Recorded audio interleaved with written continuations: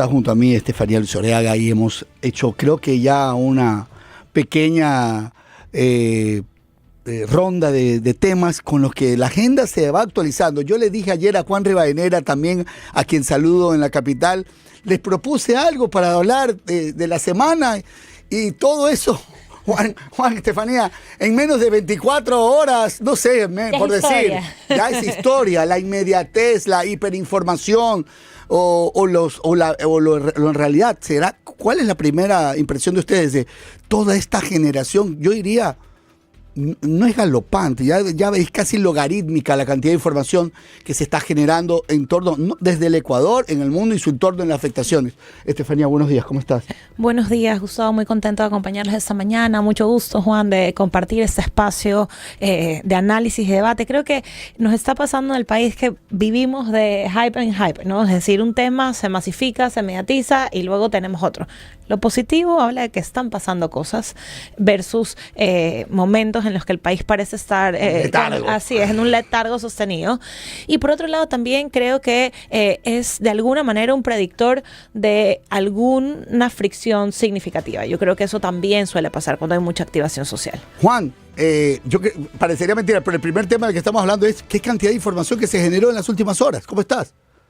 Gustavo, encantado, Estefanía, qué gusto y un saludo a toda la audiencia. Es increíble, pero pues esto no solo pasa en Ecuador, pasa en todo el mundo. Es decir, la velocidad de los hechos casi que no permite ni siquiera tomarse el tiempo para analizarlos, porque nuevamente hay nuevos hechos que ocurren y que hay que irse adaptando. Lo cierto es que la reflexión de fondo que yo sí tengo sobre ese tema es que no podemos analizar con los mismos manuales antiguos los temas actuales, porque la velocidad de los temas son tan distintos y además porque la gente es distinta, porque somos distintos, porque respondemos de una manera diferente, porque la política es diferente. Entonces, encasillar a veces los análisis a lo que usualmente conocíamos es, creo, algo que nos va a permitir estar bastante más lejos de algo más acertado. Mi pregunta, y con la que arrancamos, en este caso, ¿están de acuerdo que quizás el tema más importante en este momento, que, a ver, el tema no va a variar por la importancia, pero sí por la cantidad de cosas que ha generado? Lo de la visita de Marco Rubio a Ecuador. Por supuesto, creo que es el tema de la semana. Vamos a escuchar quizás las intervenciones. Esto es un compendio de 1 minuto que emite Cancillería sobre la visita de Marco Rubio, el secretario de Estado de Estados Unidos. En el día de hoy vamos a designar como grupos terroristas a los lobos y a los choneros. Empiezo con el tema de la seguridad, porque obviamente sin la seguridad es imposible avanzar económicamente. Eso es algo que el presidente y la canciller conocen bien y es algo que estamos comprometidos 100% a ayudar a este gobierno, ayudar a Ecuador a enfrentarse a esta amenaza, una amenaza que realmente en muchos casos es fomentada desde el extranjero. Estos son grupos de narcotráfico, de minería ilegal, que se convierten en grupos ilegales, pero todo viene procedente de cosas que están ocurriendo en el exterior, pero es una amenaza interior para el país. Vamos a hacer todo lo posible a ayudar. Le puedo decir hoy primero que hemos designado, en el día de hoy vamos a designar como grupos terroristas a los lobos y a los choneros, que eso trae toda una serie de opciones que Estados Unidos puede llevar a cabo a través de nuestras leyes. Es una designación que hemos hecho en el día de hoy. También puedo anunciar que estamos destinando a $13.5 millones para combatir a la droga y el crimen de parte del Departamento de Estado, ayudar con esos esfuerzos. Primeras impresiones de estas observaciones, de estas declaraciones de Marco Rubio. Bueno, yo creo que hay que hacer una lectura desde 2 niveles. Lo primero es que es definitivamente un apoyo con una carga simbólica súper importante para Daniel Noboa, para su gobierno y para las gestiones que se han venido haciendo. De alguna manera es el reconocimiento de la gestión y la validación de la hoja de ruta que se ha planteado este gobierno. Eso viniendo de una figura que opera casi como secretario de Estado, digamos, de un país como Estados Unidos, es significativo. Por otro lado, creo que el logro más importante es la designación de los choneros y los lobos como organizaciones terroristas. Eso pone justamente en la escena global estos grupos en una magnitud completamente diferente y activa protocolos que se pueden implementar. Juan. Me parece que hay que analizarlo en 3 tiempos. Antes de la visita de Marco Rubio, durante la visita de Marco Rubio y después de la visita de Marco Rubio. Lo primero es que antes de la visita, y si nos vamos bastante atrás, hace pues algunos años ya tuvimos la visita de la secretaria de Estado Clinton, del secretario de Estado Blinken, y ahora llega pues el secretario Rubio. ¿Y por qué ha llamado tanto la atención? Y es precisamente por esta cercanía que tiene el presidente Noboa con la administración Trump y personalmente con el presidente de Estados Unidos. Quedémonos un segundo en el antes. Nunca hemos tenido oficiales de tan alto rango en tan corto tiempo en Ecuador. El secretario de Salud, que estuvo en el cambio de mando, la secretaria de Seguridad hace pocas semanas y hoy, por supuesto, el secretario de Estado, que pues siendo importante el vicepresidente de los Estados Unidos, sigue siendo la persona de más alto rango que ha venido, pues, y que arriba de él estará solamente el presidente Trump. Lo cierto es que antes de esa venida, los equipos han preparado los acuerdos, porque los presidentes cuando se sientan o los secretarios de Estado no es a ver de qué hablan. Sus equipos ya acordaron los temas, las agendas y la decisión política es en esa reunión. Y miren, los efectos internos de los temas externos. La reunión de los 3 alcaldes en Ecuador no es menor. Es muy importante dar cuenta que esa foto, esa reunión de 3 alcaldes de Quito, Guayaquil y Cuenca hablando sobre el tema de seguridad previo a la reunión de Marco Rubio es importante para la política interna. Ahora, durante, y pues lo que ha dicho Estefanía es muy cierto, ¿sí? Ahí tienes, Estefanía ha sido muy clara en decir, uno, la declaratoria de los choneros y los lobos como organismos terroristas. 2, pues sin duda que el aporte de estos 20 millones que resumen en temas de crimen organizado y de drones para el patrullaje del Pacífico, para la Fuerza Naval es importante. Pero lo más importante es lo que dijo Rubio, esto es el principio. Y cuando dice que esto es el principio es porque comienza una agenda. De esta no salimos solos, lo hemos dicho Gustavo en este espacio muchas veces. En el tema de seguridad no salimos solos y me parece a mí importante lo que viene después. Y lo que viene después será el trabajo de los ministros, de los equipos, de los 2 países para sacar adelante una agenda. Cuando escuchamos lo que dice Marco Rubio a propósito de Nicolás Maduro, yo quisiera que lo escuchemos, analicemos y veamos en qué contexto esto afecta directamente a una bancada que defiende la legitimidad y la democracia en Venezuela. Escuchemos.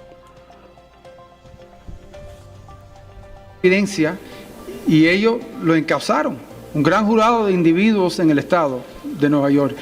Salió después, hace 2 años, un nuevo encausamiento que detalla el papel que tomó Nicolás Maduro, especialmente empezando en los años de Chávez, con la droga. Así que nosotros no estamos, a mí me preguntan ustedes de las Naciones Unidas, están en desacuerdo, a mí no me importa lo que dicen las Naciones Unidas, a mí no me importa. Nosotros eres un fugitivo de la justicia norteamericana, no es el líder legítimo de Venezuela, no lo hemos reconocido, eres un fugitivo encausado que está enfrentando cargos en el Distrito Sur de Nueva York, en los Estados Unidos, por un gran jurado. La otra pregunta fue que si nosotros vamos a hacer acciones parecidas a lo que ocurrió el otro día con estos grupos narcoterroristas en países que son aliados. Y le diré que en esos países, por ejemplo, posiblemente no sea necesario, porque esos países lo van a hacer o van a cooperar con nosotros. Van a cooperar con nosotros en esas acciones. No, en el caso de Venezuela no pueden cooperar con nosotros porque ellos son parte del terrorismo. No es un gobierno. Vamos a estar claros, Nicolás no es un gobierno ni es un régimen político, es una organización terrorista de crimen organizada que se ha apoderado de un territorio nacional y están utilizando ese territorio nacional para ellos convertirse ricos, para ellos convertirse en personas con billones de dólares, y por eso son encausados por las Cortes de Estados Unidos. Pero en el caso de Ecuador, en el caso de otros países amigos, esos países están cooperando con nosotros. En el caso de Venezuela no hay gobierno y no hay cooperación. Incluso ellos están involucrados en el narcotráfico.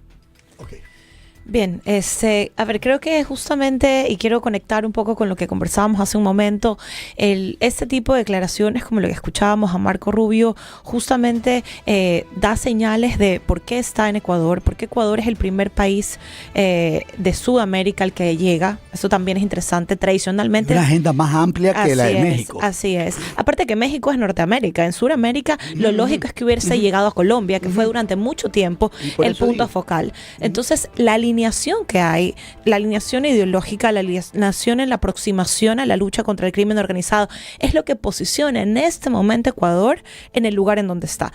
que si bien es cierto, escuchaba algunos espacios preparando, me parece, de entrevista donde las críticas iban sobre todo vinculadas con la cantidad de dinero, con los compromisos efectivos, pero es mucho más... Dice que los 15 millones es muy poco, dice que nos dan poquito. Ya, pero sí, yo estaba revisando qué se hizo justamente en los otros lugares, en Panamá, en México, en El Salvador, en Guatemala.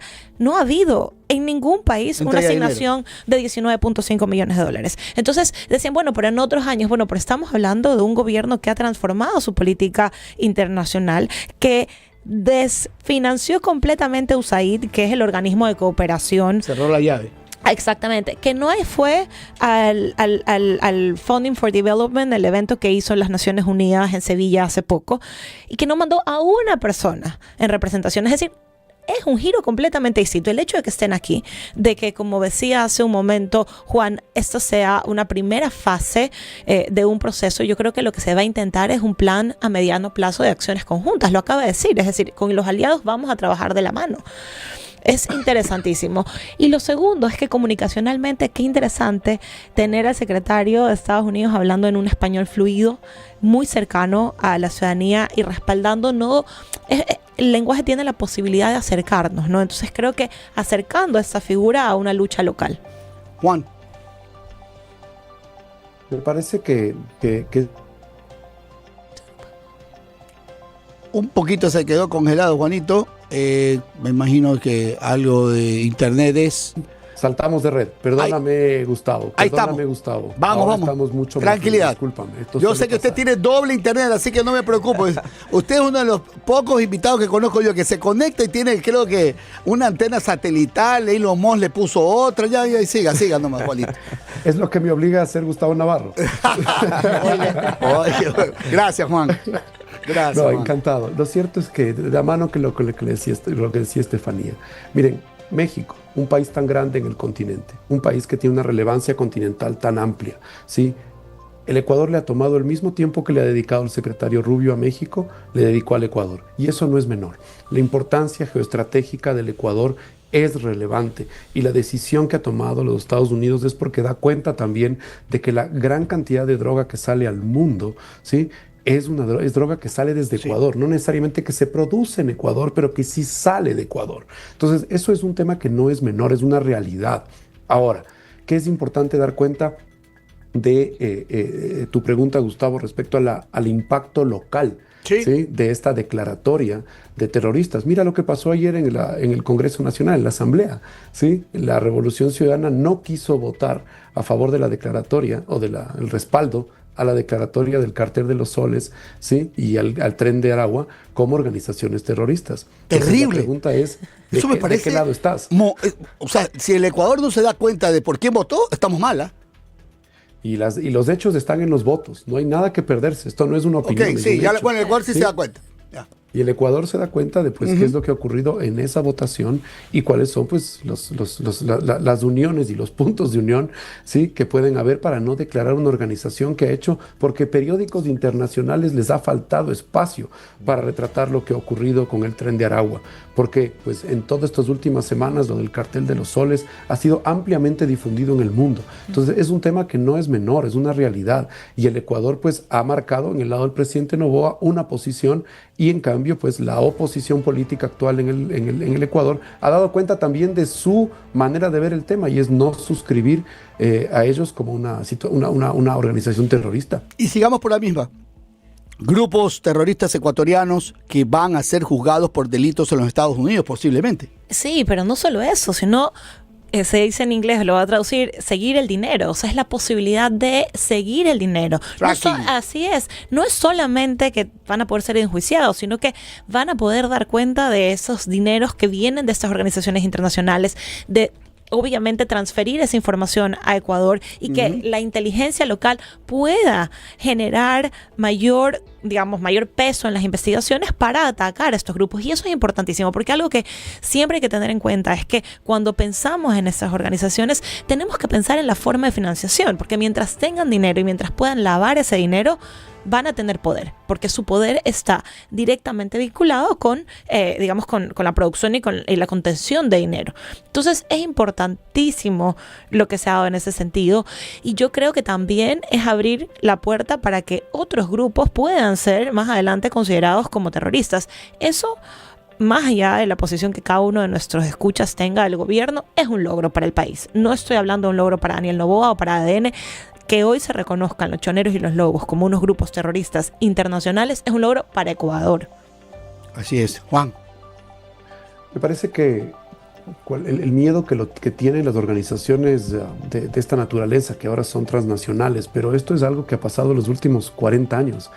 Si no, pues quienes han tenido el gusto de leer aquella novela de Márquez en que hablaba de todo el tema de la droga en Colombia, noticia de un secuestro, da cuenta del miedo que siempre tenían los narcos a la extradición, por ejemplo, o a que la justicia internacional vaya por ellos.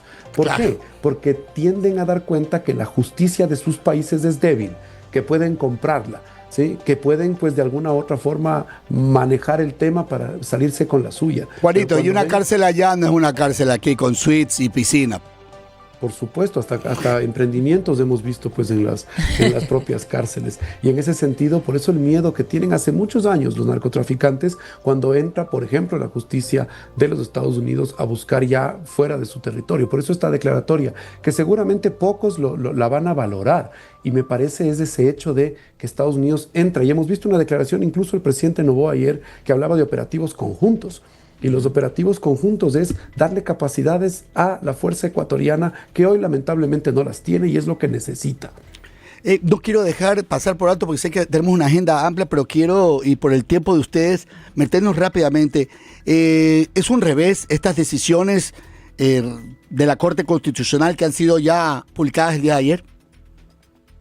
Me parece que hay dos tiempos, porque no todas las preguntas han sido. Entiendo que hoy día viene una segunda, seguramente un segundo. Por primera tanda, ya dijeron. La primera tanda y ya entró en lo más. Solo hay dos triunfos, podríamos decirle: en la enmienda a la contratación laboral por horas en el sector turístico y el ajuste limitado de los números o la reducción de asambleístas que mantiene el criterio de la composición de la Asamblea. Así es, las preguntas que tienen que ver con... Perdón, solamente para no quedarme está bien, corto para eso estamos aquí, estamos Gustavo, bien. Y es el hecho de que ya los dos temas más polémicos, más complejos, más duros quizá, que era el Consejo de Participación Ciudadana y el juicio político a los jueces, ha tomado una posición y nuevamente entramos a otra dinámica. Yo no sé, Gustavo, si tienes que armar un espacio mañana para ver qué opinamos de lo que puede ocurrir hoy. Exacto. Porque el presidente tendrá que reaccionar. Sí, definitivamente vamos a ver una reacción. Yo creo que justamente va en la línea de lo que Juan menciona.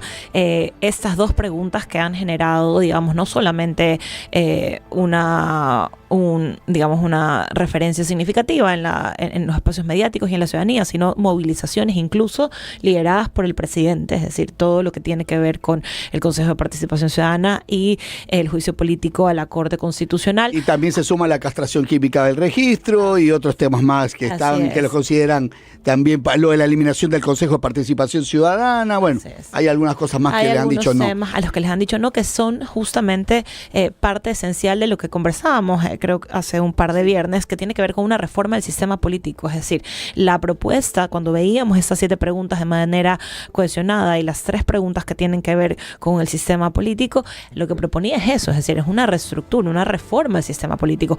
No es una acción aislada que quiere apelar únicamente a la función legislativa. Entonces, eso nos vuelve a llevar a un espacio que, coincido, será para un análisis un poco más amplio, y es porque faltan días, ¿no? ¿Qué camino le queda al gobierno justamente? Es decir, para cumplir o para implementar esta visión de plan nacional a 5 años, cuando vemos que claramente por vía consulta no va a lograr implementar estas reformas y esta reestructuración del sistema político. Juan.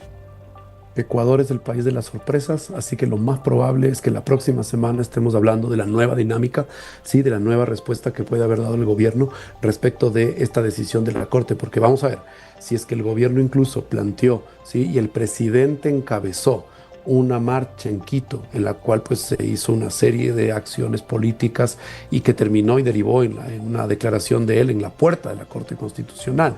Si estamos a pues un paso del 11 de septiembre, que habrá una marcha en Guayaquil, que está siendo organizada como un acto de fuerza, nuevamente estaremos seguramente hablando en ese momento de la reacción que puede haber tomado el gobierno respecto a esta decisión que ha tomado la Corte, que claro, cuando uno veía pues, a los distintos abogados, expresidentes de la Corte Interamericana de los Derechos Humanos, como el doctor Hernán Salgado Pesantes, quien pues es una autoridad a toda luz en este país en esos temas, presentaron su preocupación respecto al enjuiciamiento político. Y lo cierto es que esto le crea al gobierno una suerte de revés por ahora, porque tendremos que ver cuál es la nueva dinámica. Lo que dijimos al inicio de esta entrevista, esto se mueve muy rápido.